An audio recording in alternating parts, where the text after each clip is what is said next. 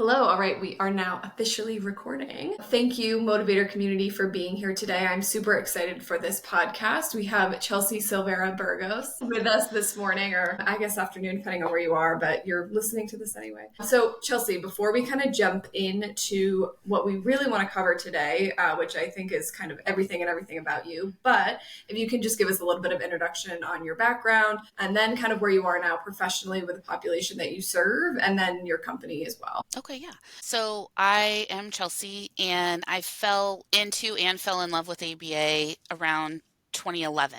And I started out working directly with kids 18 months to 10 years old in early intensive behavior treatment models. And then I was in that role for about a year and a half, and then I transitioned into working as a case manager at one of the California regional centers as a service coordinator and then an early start intake coordinator. And I tend to learn as much about any system that I'm in, both technology and large state systems like Department of Developmental Services. And through my time at the regional center, I learned about DDS and autism services through insurance. Just the California mandate started in 2012. So I got a crash course in what ABA copays might look like with the regional center. And then as a service coordinator, we went to a lot of IEP meetings. So I learned a lot about special ed at the time as well. And then I left the regional center to collect supervision hours and eventually became a BCBA. Then now at Burgos Behavior, we serve the autistic and neurodivergent population across the lifespan. So we've got clients in parent-led ABA models through insurance and through the regional center locally.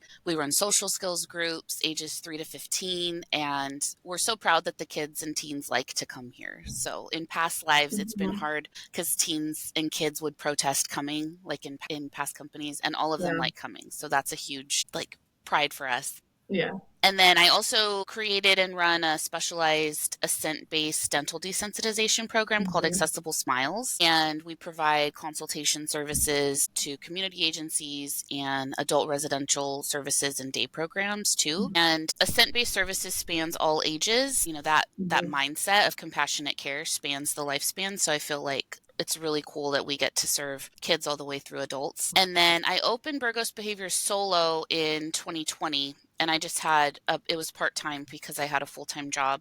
And then in 2021, I had a family member pass away, and that was a catalyst to going into my own practice full-time in November 21. And our mission statement is we provide safe, supportive, inclusive care for the autistic and neurodivergent community. When I was first looking into your company, the first thing that caught my eye was the Accessible Smiles. As somebody who, I don't even want to admit the last time I've been to the dentist, but as somebody who does not like the dentist, that immediately caught my eye. But it is interesting. I feel like you've chosen all of these and from discussions you and I have had, non-typical service delivery lines. And you've included, and sometimes when you see that for a company, it's okay, here's the non-typical service line, we're going to focus on one, and you've managed to focus on all of them and kind of, from my perspective, be able to access some of those populations that have a harder time accessing services, whether that is because they're higher need or even sometimes what maybe is perceived as lower need and therefore maybe not getting access to services. And I think it's incredible you've managed to do that.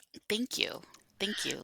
Can you, before we kind of jump in more about what you do with the different platforms that you utilize, it really caught my attention about the social skills group because that is such an important topic, I think, in our field right now. How do we support development of social skills while making sure we are not trying to change or make anyone think that we are working on removing any sort of symptomology when it comes to autism, particularly social skills? And I know that's always been a really important topic for myself when I was working residential. For example, you have a 14-year-old boy whose preferred activity is to watch videos of Elmo. Hard for me to say, how can I don't know. It was always difficult to me. And at that point, I'm not a clinician. I'm just a frontline staff member. And so it's hard for me, now obviously having some different background, but still in the moment, it's difficult to feel like, well, why should I adjust the video to something that's more age appropriate when this is supposed to be his free time and what he should be doing. So if you don't mind just speaking to that, I think that's so interesting. Our main philosophy with social skills groups is if the child or teen has expressed that they want more friends, or if they haven't necessarily even experienced a friendship, we're not trying to force that, but we don't know what we haven't experienced. So if we Right. can provide a safe and supportive space to practice friendships, to determine if they even want to go outside their comfort zone to have Mhm. those friendships, then I feel like we've done our job, is to Yeah. expose to different options. So Yeah. if you've got a teenager that really doesn't have an interest in friends right now, they've tried it, they don't want Hmm. it, they find Hmm. that friendships are too much work or they don't make sense, and they have that fully informed, they Right. are not assenting, they're dissenting to be in group, or Yeah. they have identified like, yep, I can know the skills that it takes to be a good friend or to Hmm. have a good friend Yep. because it's a give and take and I'm choosing not to, then that's completely fine. We do have a social motivation builders group where they're, for our current group is ages like 7 to 9, where Hmm. they're much more sensory driven, or they have really restricted interests and maybe less language skills, and they haven't experienced peer interactions a ton outside of siblings or maybe cousins because they can't join community things without behavior challenges. Hmm. So how do we really know that those kids don't want friends if we Exactly. haven't offered it? So we have, that group is shorter. We come and we follow a little schedule. All of it is movement based and some sensory activities and maybe some art, and it's small. That's one of our smaller groups, so we can really reward and prompt any kind of interaction. And then if we can say, yes, we have offered this to our kids and in a couple of years they aren't interested in friends, then that's okay. We're not trying to Hmm. force those normal interactions, those like neurotypical interactions. But I really do think that when we have social differences and interactions are so hard, how do we Hmm. know if we want to, if the response effort's worth it, if we've never Right. had a cool experience with other kids or Right. teens? So that's Yeah. how we approach it. And we really try to make it, if someone's got a special interest, Hmm. I don't do any of the goals where like so and so will have a conversation of 2 minutes with non preferred topics, because I don't want to Hmm. talk about something for 2 minutes that I don't want to talk about Right. on my off time. Because Yeah. really Yeah. our groups are our off time, right, for our kids. So we don't do any of those kind of goals. But if they want to share about their outer space fascination Hmm. and they are trying to share that, but their peer is not picking up what they're talking about, or the Hmm. peer is not interested, and then they're kind of ruining their chances later on because now Hmm. they're, so rigid on what they talk about, then the other peers don't want to interact with them at all. Hmm. That's where we come in. It's like, okay, but does Joey look interested? Maybe show him a picture of what you're talking about in your book, like that kind of thing. Yeah, absolutely. That's the exact example you just used is what I found I've often used with my own technicians. So I've been so Mm-hmm. fortunate to work with incredible RBTs that will question goals that I've put out, particularly social skills goals. And one of the examples that I provide is, my family is big into card games. And so if I walk into a room and my family is playing a card game that I'm familiar with, I'm much more likely to go in and ask if I can play that card game. If Mm-hmm. I walk into a room and it's a card game that I'm not familiar with, I am not about to ask if I can sit and play because I probably don't want to learn the rules. And so I'm more likely to walk away. And so I try to use that example to explain I don't want to shape necessarily preferences, but I do want to introduce a Mm-hmm. variety of opportunities that then they can say yes or no to. But to your point, right now, it can be difficult to identify that maybe they haven't contacted social reinforcement because of XYZ. So let's provide some opportunities and then we can get that ascent or descent and go from there. But yeah, I've used a very similar kind of example to describe that and how we can work at not trying to change a love for outer space, but how can we maybe expand that and then provide opportunities for yes and no beyond just kind of staying in that one focus, for example. Yes, definitely. And how to get other So people on their side, or how to even find, like as a teenager, you're going to find outer space groups on Reddit, or you're going to yeah. find a Discord channel that's all into outer space. Like there are so many niche interests available that if Mhm. you can know how to self advocate and talk and make friends with those niche interests, you can still have that. But then in person, if you do have the drive to want to hang out and go to a movie, you also have those skills to do that. Yeah, absolutely, absolutely. I love that. Find other people who are also interested, and therefore you're still able to have that outlet. All right. Well, I went on a little bit of a tangent there, but thank you for talking about your approach to kind of social skills, but kind of gearing back towards thinking about technology and the different platforms you utilize. Can you talk a little bit about how you approach technology? So in discussions that you and I have, you just have a way of thinking that I think a lot of people don't, and maybe that's just because I don't. I'm overgeneralizing there. But just how you approach technology within your clinical practice. So even thinking about social skills, I'm thinking of some of the things that we've talked about in terms of how you support your staff with maybe different goals you're working on. But before we get to maybe more specific, if you can just start and talk about how you kind of approach tools that you utilize within your clinical practice. Yes. So I love technology. I love automation. I love customizable tech. Like that's where my creativity is I like to work with systems. Like my team says that I use the word workflow a lot, which I hadn't clued in until this year. They're like, you really use the word workflow a lot. But I think about that when I dive into a technology or a platform, I want to fully learn it and I want to Yeah. figure out how my ideal workflow can be executed in that technology. Right. I do not want my workflow to change because I have like the idea, I've already worked out what's going to be efficient. So I want to make sure that any tech that I add to my tech stack helps me be efficient. I don't want to adjust my, Mhm. how I want to do things because of technology. And in the past, like I came from paper and pencil, like so many of Yeah. us did, because there weren't these platforms back then. And as my career progressed, the technology available to companies obviously expanded. And like the legacy platforms are huge and they have so many Mhm. functionalities that not every aspect of my role accessed. So Mhm. if there was a clinical side to the platform that maybe wasn't as robust as the practice management side, because I was just the clinician side, I like that's where it highlighted a lot of the flaws because I didn't get to access all of the cool things, right? Right. Right. So I was never satisfied I also think that when I was in that role, I would find myself like, okay, but what's going to be easiest to set up, which we can go over later, but like what's going to be easiest within this platform to set up as a goal structure? And I Yeah. didn't like that either. I like flexibility. And I'm clinician first. So when I decide what systems to use, I was never someone that was dreaming of being a clinical director Mhm. or the regional director or whatever, that I wasn't seeing clients anymore. Like I really Right. have, Yeah. even as Burgos behavior scales, I hope to have a nice core caseload still because Yeah. that's where I get the energy and the juices going. Yeah. My personal mission with any tech, I want to accomplish the goal I want with as few clicks as possible. I Yeah. don't like the toggles, I don't like the clicks, I don't like all Mhm. of that.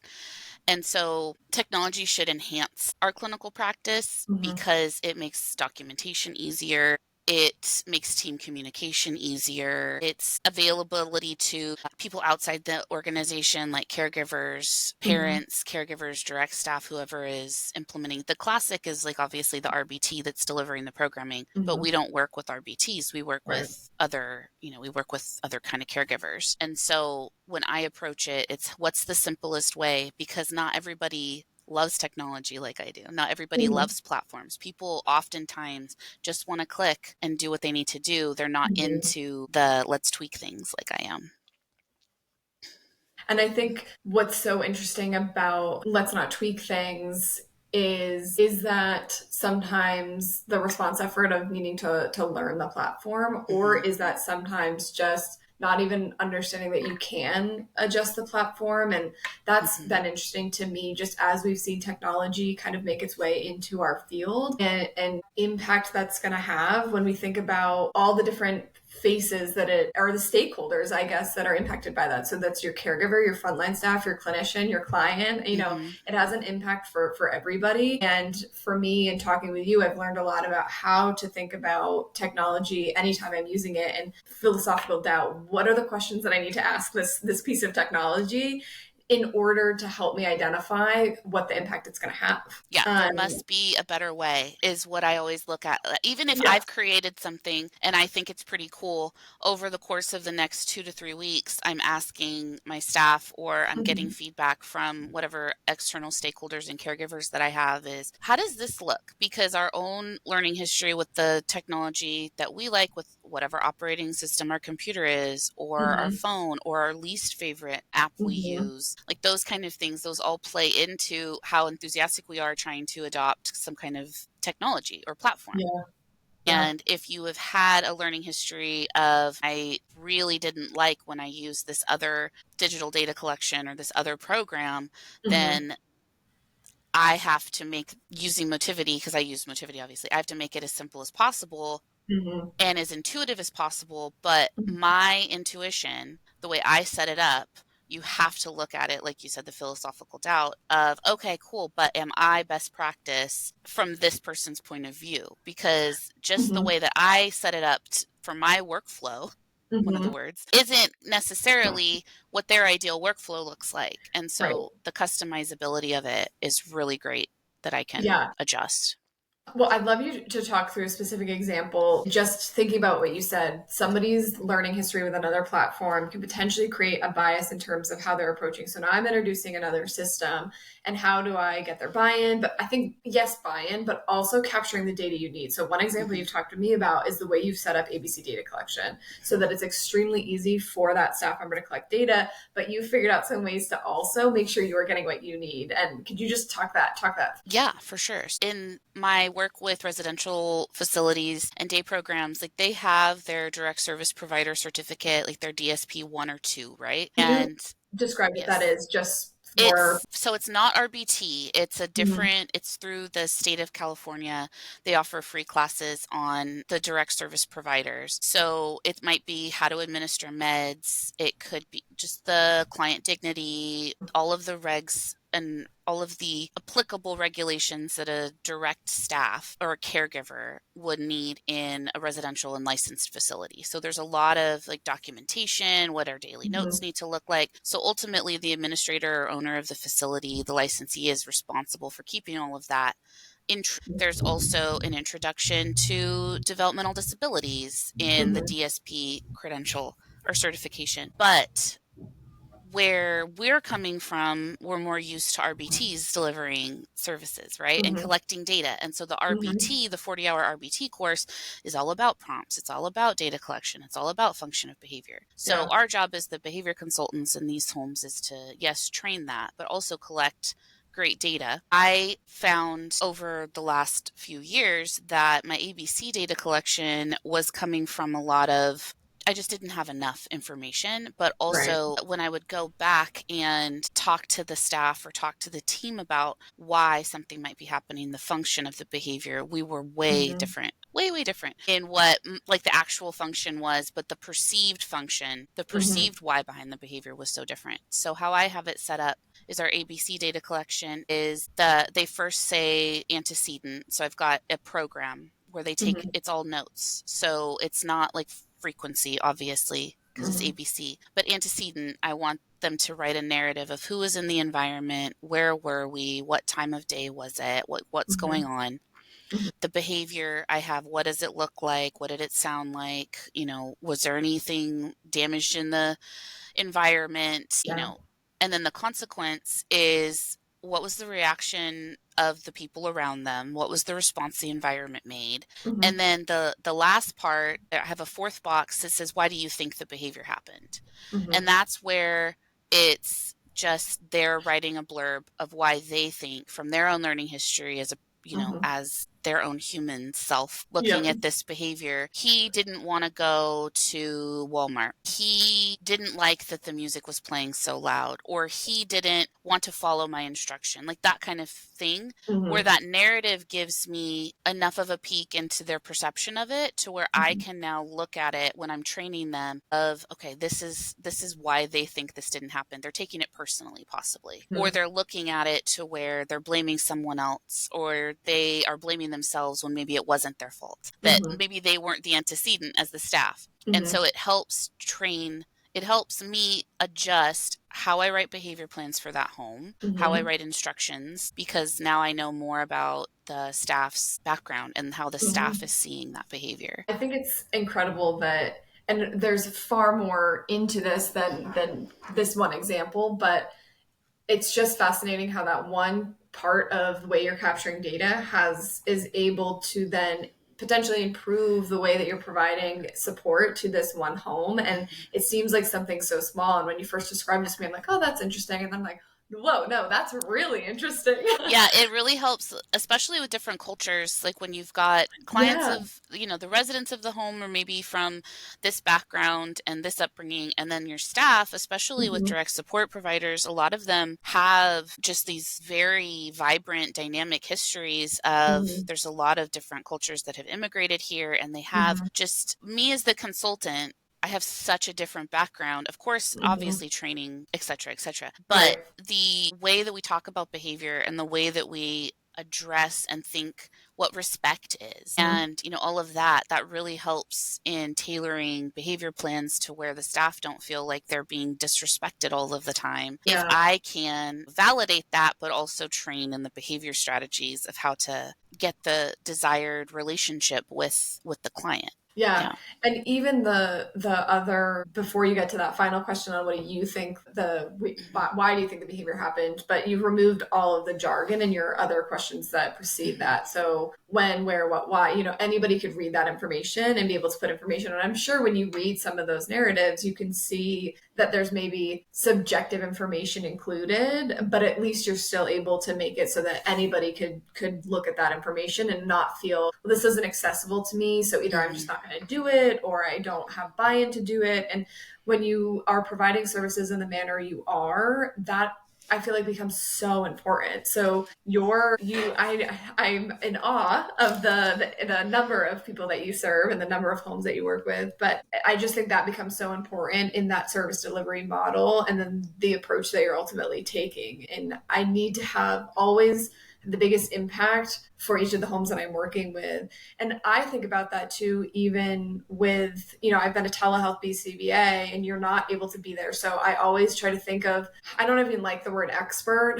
but let's say I'm a very humble BCBA, as I think we all should be. So that caregiver is the number one expert on the child. Second to that, that RBT in this case is with that individual far more often than I am. I'm in telehealth, so I can't always get a full idea of the variables or what's in the environment. And then also I'm only seeing maybe 2 or 3 times per week versus being with them every day potentially. And I think that's the same with those homes as being able to acknowledge, well, you are present far more often than I am. And so I need to acknowledge that. And that needs to shape how that collaborative piece happens. Yeah. And we have, so licensing, the regulations are 16 hours a month for this specific level of home, 16 Mhm. hours across 6 months. So we get an average of 2.66 hours a month. So it's not per Wow. resident, right? So Yeah. the more efficient we can be, Right. the better we can do. Hmm. And yes, of course, ethically, if I really do need extra time, Yeah. I can approach the licensee and say, listen, this is what we're seeing. This is why I need the extra time. They would, of Right. course, grant that to me because I work with great facilities. But if Right. we can maximize the time and provide great services within the allotted budget, can't, like, minimum compliance can actually be, best practice too. It doesn't have Right. to be. If I can structure everything that I need, if I can collect everything that I need from the Hmm. staff, and I can provide, we check in with the data at least once a week. And if there's any Right. spikes, if there's anything noted, I send out an email or call the licensee, like, hey, what's going on with this? I see this Hmm. spike, or this is going very, very well. Tell the staff that's great, Yeah. because I the efficiency part, of course, that benefits us because we don't want to do things that are redundant just in our Hmm. workflow, because that's not very reinforcing as clinicians. We really like Right. to be efficient and effective, but it really helps our private contracts too, to be able Yeah. to get quality information when I need it, be able to Hmm. have it to analyze, and then quickly make the response. It's not just once a month when I pick up the paper data sheets. Like, I used to. Yeah, Yeah. yeah, absolutely. Can you, and as someone who I'm learning so much about California Hmm. and all the different regulations, but can you talk through just in terms of efficiency, what you've been able to do when you think about, and I think the term you used was, ooh, now I don't remember. It's not an intake, but it's a new learner, new participant, whatever it might be. So when Yeah. you're working with these contracted houses, how you kind of start from that initial process and then providing that, initial maybe touch points of support and then ongoing, and just the different tools that you've embedded within that to, again, improve efficiency, but just making sure that those staff members have the information you need. And then also you as well, being able to see the data whenever you want versus waiting for those data sheets. Yeah. So if a new placement is maybe what I Thank you. used. Yeah. Okay. Yes. So if we get a new placement, I have a pre-made tagged, getting into the nitty-gritty of Motivity. I've got programs that are tagged as Mhm. residential for whatever level it is. And so I add Yeah. that to the learner. We're going to assume that this facility is already on my caseload and it's just a new Mhm. placement in with they're already familiar. Mhm. So I add in the ABC data Mhm. program, and then I add in any resources. So I've got a program that have like prompting hierarchy resources and things like Mhm. that might be applicable to the learner at that time, the resident. And then I usually will make a little video of, hey, this is why I added, if there's an identified need, like there's a Yeah. identified aggression or identified, emotional outburst or whatever the previous placement might have done, I'll put in like a skeleton frequency data. And then I said, but take ABC data if something happens, if there is a Right. problem behavior that happens, take ABC data so I can see what's going on. And then they Mhm. also they do their daily notes in Motivity as well. So Yeah. I can go in and see their daily notes. So, paper and pencil notes are also not accessible to me. So if I basically, especially with a new placement for the first 30 days, I have a report due at the end of 30 days. Any recommendations and any behavior plan on anything we see. So for every other day or so, I can just pop into the learner's profile, check and see if there's any new challenging behaviors that happen, read the Mhm. notes, and then immediately send, hey, I saw so and so protested brushing teeth is a Mhm. common one. The reason that brushing teeth is definitely a right if you don't want to brush your teeth, but Mhm. homes are required to prompt Yeah. because we have to provide at least options to Mhm. have good oral health. So if I see so and so refuse to brush teeth, we'll just do the checks of like maybe a different time of day. Do they want to do that a different time of day? Yeah. Do you have their favorite flavor of toothpaste? Because I Mhm. personally like paste and not the gel. Like I don't like Yeah. the blue toothpaste. I like just a white paste, Brand not specific, but I do not like the blue gel. So we can problem solve in that way Mhm. instead of back when I used to do paper and pencil, there was a Mhm. lot of subjectivity. Like I would check in with the admin and they're like, well, I'm not there right now, but I'm pretty sure there was this one big thing. Yeah. Yeah. But basically, the way that I have Motivity set up is I can, as things are happening, I can push out updates to any Yeah. behavior plans that we need, any new strategies, and I Mhm. just cue the staff. I'll usually take a screen recording Yeah. and put it in attach a protected Google video, basically Google Drive video, Mhm. to where they can open it and watch any updates that I need. Yeah. And so I Wow. walk through because people are visual and I like both visual and reading, Yep. but especially when there's a lot going on at a residential facility, Right. visuals really help, like, and videos really help. Mhm. Like, hey, this is what I'm doing, this is why I did it. Yeah. Yeah. And then the 30-day placement. Oh, I'm sorry. That's okay. I was just gonna say it's the closest thing to being there, being in a video call, but Yep. because, like you said, they can just be so much going on. Now they can watch it when it's a good time for them. Yeah. And there's different shifts. There's a 24-hour Yep. facility. So you've got AM, PM, and knock. And so there's very little chance that I'm going to be able to hit knock shift ever. Right. Yeah. Yeah. Yeah. Well, So and you could stay up in the middle of the night. right, but they also like most of the residents are sleeping, and there's like one or two knock shift people there, and it's like, Right. are we really on a Zoom call trying to Yeah. whisper? So those kind of things really help. But then I have one of my staff, she does like a 15-minute check in Mhm. everybody's learner profile to see if there's anything new happening. And Mhm. med changes are quickly recorded like quickly Yeah. noted for us because we're looking at the notes. And it's so low friction compared to sending an email asking for something. Like Yeah. I feel like I'm not a burden. We're not supposed to feel like we're burdens because we're a collaborative team, but there's some things that I need that are really nitty gritty. And they're Yeah. really like, no, I really need this info to see, and I can just capture it in Motivity and see it, and Hmm. then make any changes that I need to and cue the team that there's an update, but not ask and chase information because they've got other stuff that they're doing. We shouldn't be an Hmm. afterthought. Hmm. But if I can make myself it's just so easy to give Chelsea and Burgos Behavior what we need, then I Hmm. get it and I can be effective. Yeah. Well, and I'm sure if they're able to provide you with the information and the data you need, and then you're able to make modifications with that data-driven decisions, they're contacting some form of reinforcement, whether that's a decrease in behavior for one of the not participant, I'm so Resident. sorry. I mean, it's the Resident. same. It's fine. Day programs are participants, and then residents are in residential. Yeah, it's fine. Okay, okay. You're good. I'm so used to saying like student or learner, and Right. I just want to be mindful about using the, terminology.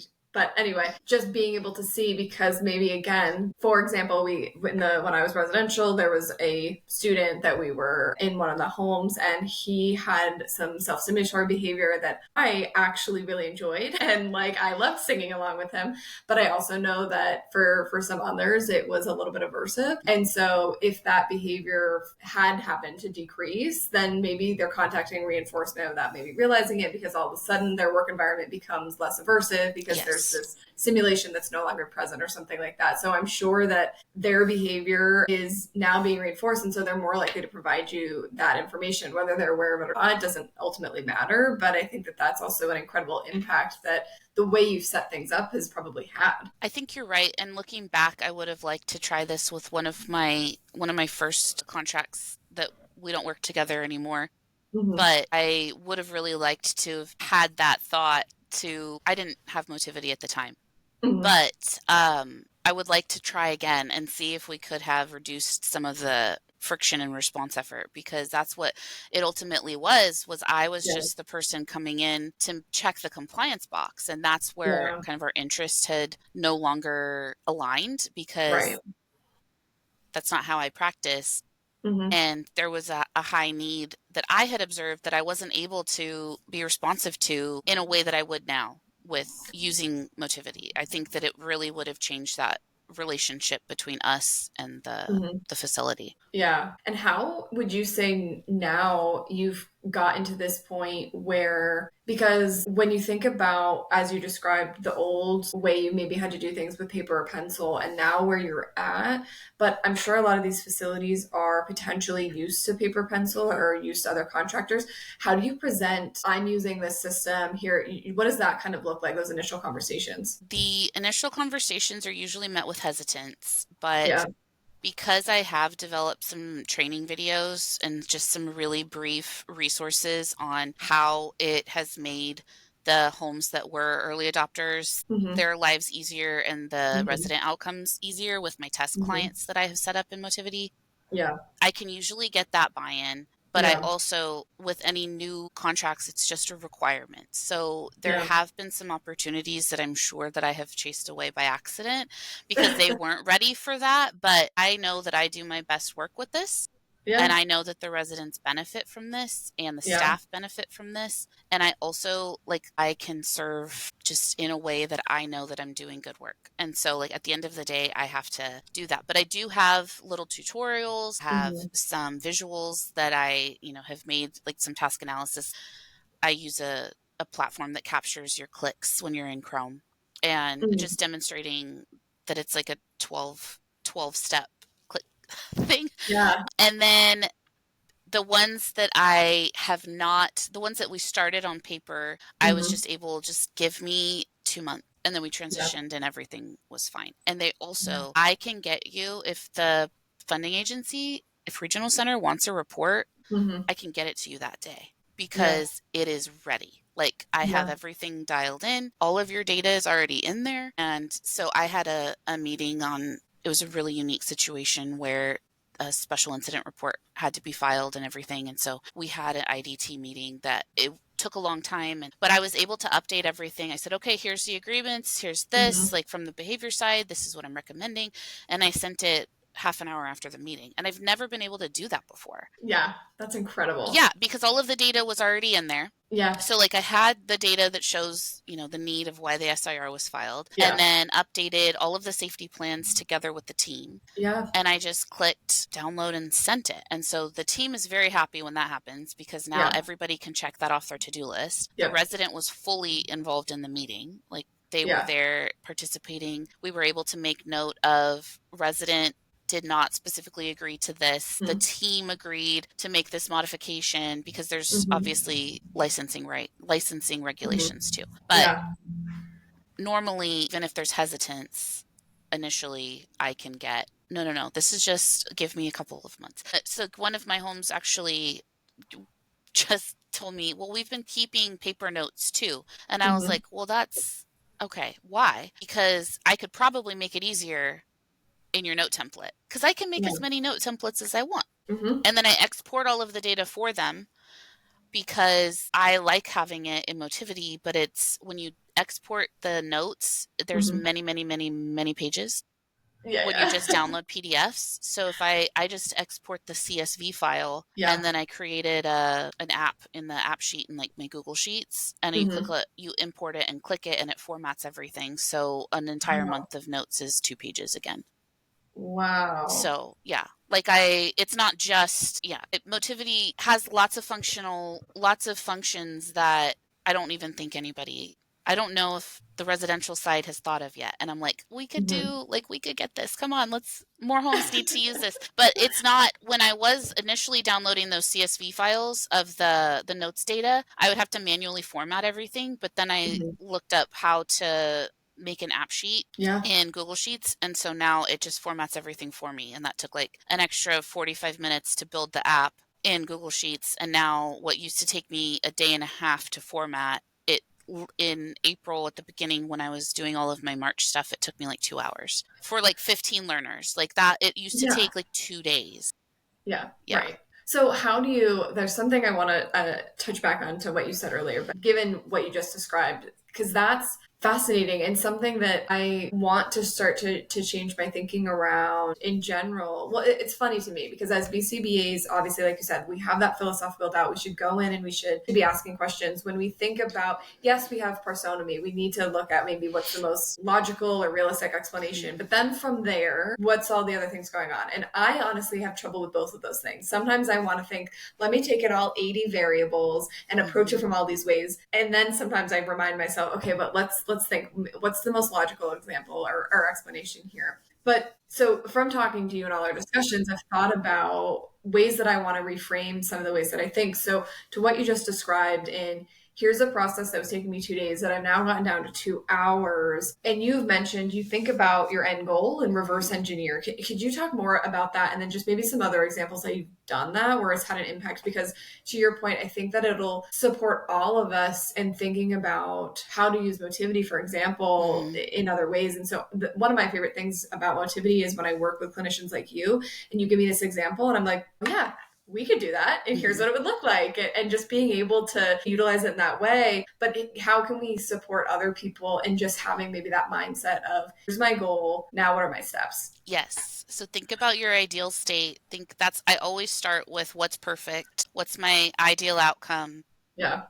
One of my staff, I use workflow a lot and she uses ultimate outcome a lot. And so what's my ultimate outcome? Not even like we do that with our clients too. Like if we're looking at assessment results of present state and then we talk to the client and we talk to the caregiver and we want to know what our ultimate outcome, our long-term objective is. That's how I look at all of my processes too. So if I have a process that's taking me 2 days, that is not my ultimate outcome.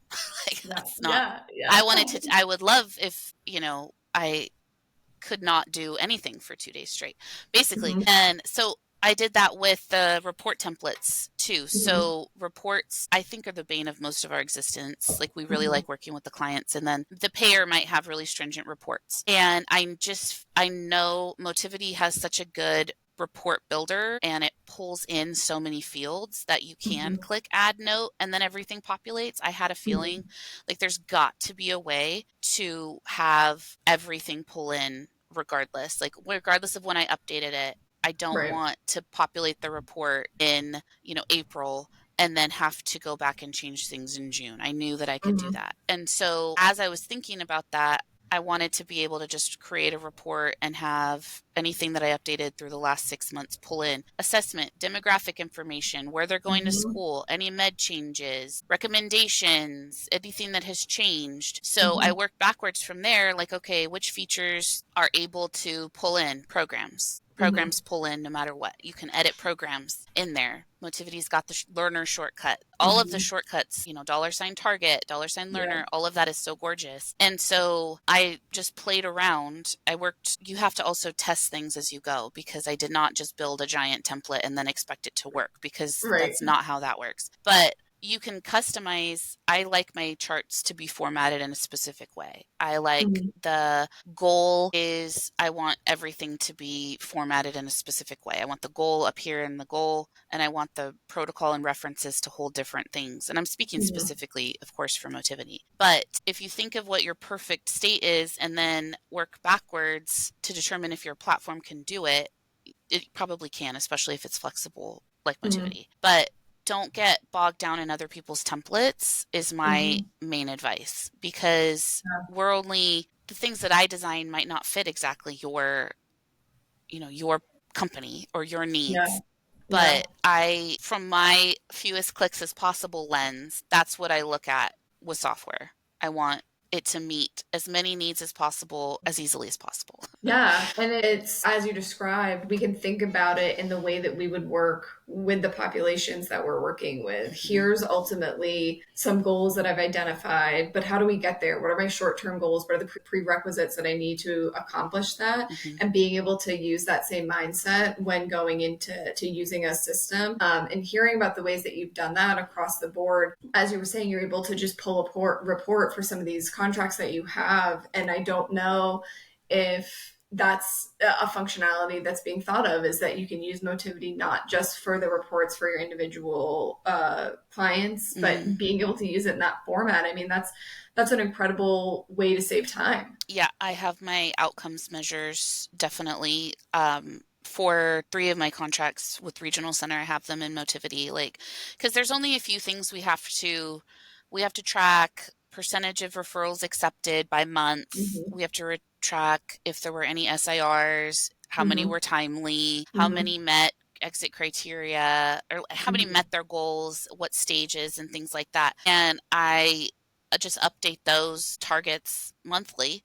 And Yeah. then when it's time to do the outcomes reporting, I generate that note template. And then Yeah. in our insurance reports, insurance gets a bad rap because there's so much non-billable time that's required to Yeah. maintain these cases. I am not arguing that. But on my end, I've been able to cut down, like, my last reassessment, or my last Mm-hmm. progress report took me like 90 minutes instead of the normal 8 hours, which is like 7 of those non-billable usually, because I'm staring at a page going, oh my gosh, I hate this. I know you're either starting 3 months before because you know that it's gonna just Yes. take time, or you're starting 2 weeks before because that's what Stuff you've has been able changed. to. Yes. Exactly. Yeah. Yeah. And then because I do make changes to templates based on feedback that I get from either families going, I don't know what this means. Then I'll Yeah. change something, or the payer, adds a new requirement. Hey, we require I can't remember what it is, but one of the big payers, I can't remember what it's called, the gas score, but I don't remember what the GAS stands for. But anyway, I Yeah. had to add that. And so when you make a change in any template, then you can't use the past reports template because there's a change. So Right. like in Motivity, you could clone a report, which is Mhm. cool. But if the template's changed, that's useless. And so that was the driving force of, okay, how much can I make? How much of this report can I make Yeah. not be any rich text? Like, I don't want Yeah. rich text in the report template. I want it all Yeah. in the program side, so it all just pulls in. And then we might be Yeah. getting into the weeds of like the technical part, but for other users, but like when I talk to some of the other clinicians I know that use Motivity, like that had Mhm. never occurred. But because I started at the end of, Yeah. I want want to be able to tweak a report template to do Mm-hmm. whatever I want without it being a barrier in 6 months. That's Mm-hmm. how I found the workarounds that have resulted in, I'm very proud of them. And I feel like we can get so much more done in a great way for our Yeah. clients. Like I don't have to pay my staff a ton of non-bill time because Right. we all know, like we could get into the profit margins of ABA getting smaller and smaller too. It's like all of those Right. things. So Right. And it's when using other systems, sometimes that end result ends up being, if you do think about, okay, well, here's the goal, or as I mentioned, just in my own practice, things that I've done, and then realize like, okay, well, I've got to use paper pencil if I want it this way. But sometimes it would even take me a minute to realize, as a new clinician, I'm coming in and I'm using the system that my clinic has, mhm. and under the assumption that this is the way to do it. And that's why I think this conversation is so important, because yes, there's going to be guidance for any new BCBA, especially now with the new criteria to have a supervisor for that first year, but there's going to be guidance on using the system. But sometimes there's all these other components to using platforms when it comes to our service delivery. And that's not just data collection, that's our collaboration to your point. How am I using this beyond just that data capture, but with my reports, with my staff training, with my caregiver training, all these different facets that it affects. And so I think this conversation is so important so that any clinician can look at the systems that they're using and make sure that it's doing what they need for them, and not just maybe taking information that's presented and looking at that at face value as, oh, this is the correct way to do something. Because yes, there could be certain clinical standards within an organization that are, but also individualizing that to your learner. And is there a better way to capture this data? So yes, here's our standard way to collect ABC data, but for this specific context, this extra question makes a significant difference, and I need my system to be able to do that and be flexible enough to do that. And there's so many different light bulbs when you talk that I think are important for how the field is evolving with the technology that we use. Yes, definitely. I also have a tag in if a program is set up to where it will pull into the progress report the correct way, Mm-hmm. then I have a tag, it's called Gold Standard, and I've Yeah. tagged that. So like the clinicians know that this is how, if you're making a new program, set it up this way. But everything Yeah. with the Gold Standard tag, I have tagged. So they also know like Mm-hmm. this is Chelsea approved because I'm the one who does all the back end like report edits and stuff. And one of my staff who the social skills groups is her brainchild and her passion, she has very specific preferences for how she Mm-hmm. sets up measurement and how she Yeah. sets up teaching instructions. And so there was like probably 30-minute conversation of my preferences for how to set it up logistically. And Mm-hmm. she was like, I'm not changing how I write my programs. Like, this is going to be Mm-hmm. an issue. I care deeply about this. And so we just problem solved it to where Motivity is flexible enough to where she can write out every single facet of what she wants. It was very detailed and I don't remember all of the things, but basically I was able to say, okay, yes, we're on the same page with this. I can still get my gold standard format, which is much Yeah. more administrative than clinical. Gold standard Yeah. here is like really an administrative part in the program side. I want it to Yeah. be gorgeous in the reports, and Right. hers was much more clinical, and she's like, I'm not willing to compromise in how Right. this is Yeah. structured. And so we were able to together find the end result was the actual clinical delivery for her, and my end result was being able to hit populate note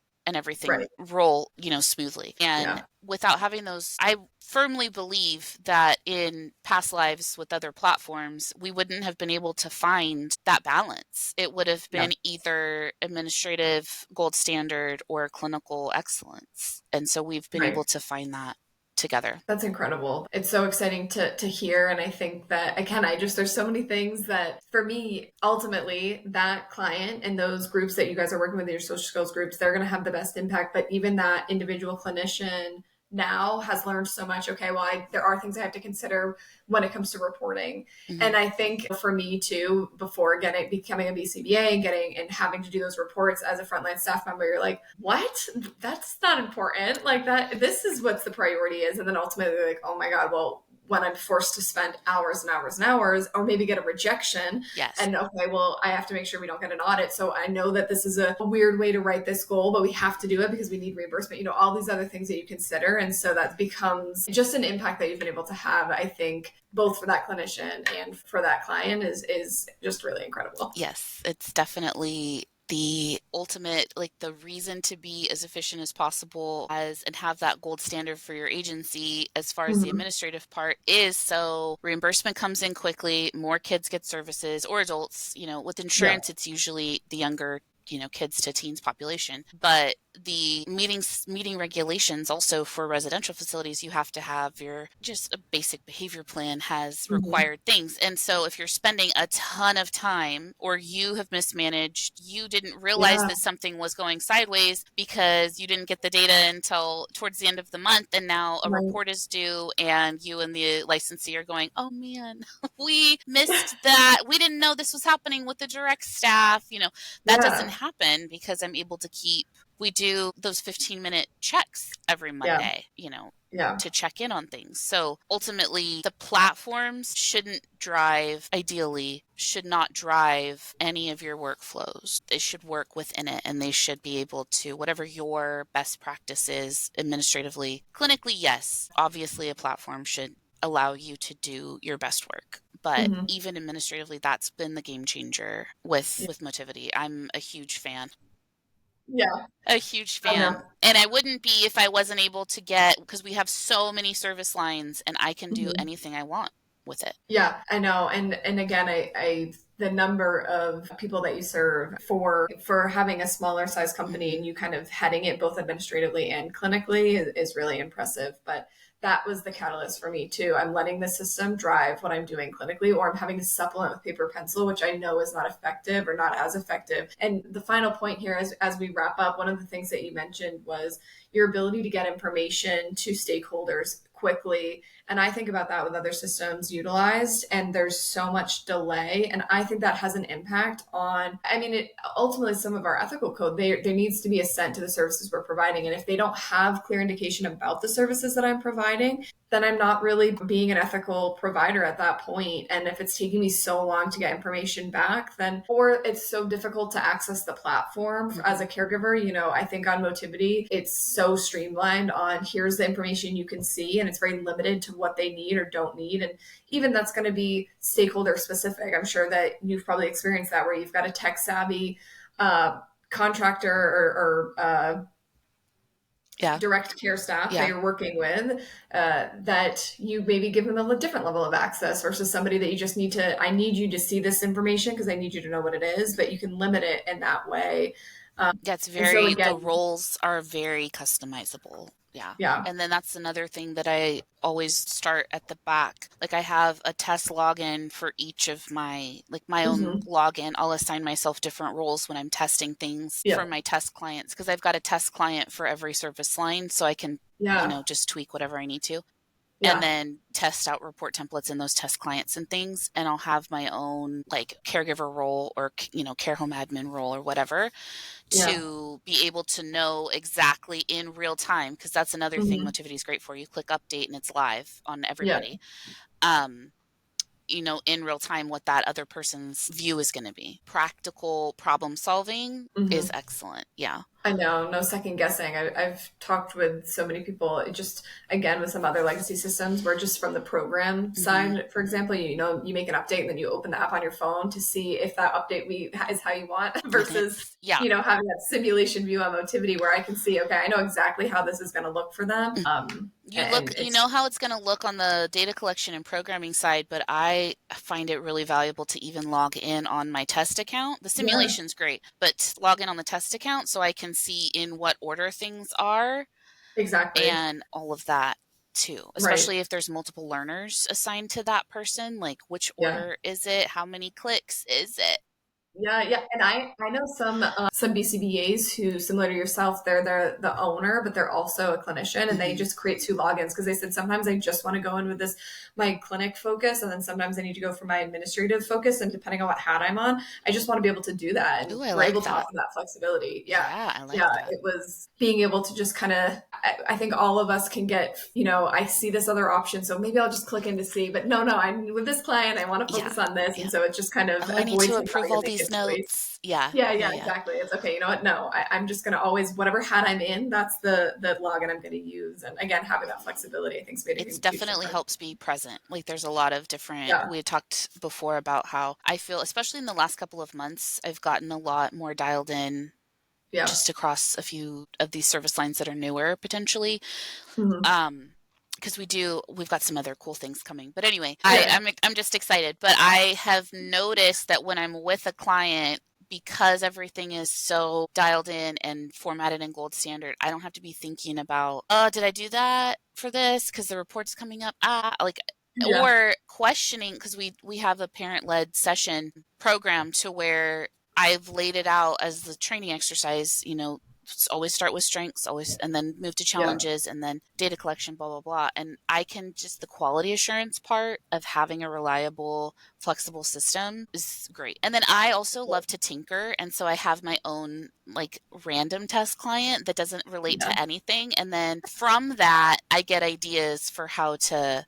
I would love to see more agencies save more administrative time. I think that would be fabulous because I think it's very clear Motivity's strengths clinically, and I don't. I think that the next phase is going to be how cool it can be administratively. yeah. Absolutely. Well, I appreciate your time and all this information. I think our next steps here, like we've been talking about, are how to get some visual pieces Yeah. to all the information we're sharing. And it's just such a, we've talked so many times, and I think every time we both get more and more excited about Yes, definitely. Yes. about everything. And the next step is being able to provide visuals. And sometimes it's, you've done so much on the platform. Where do we start? I always enjoy talking to you. And like I said, I just really appreciate your time. Yes, I love this. I love talking to you too. And I think if it takes multiple sessions to get everything out there and available for people, I'm super down because it's always fun to talk to you. Yes, yes. Well, thank you. Yes.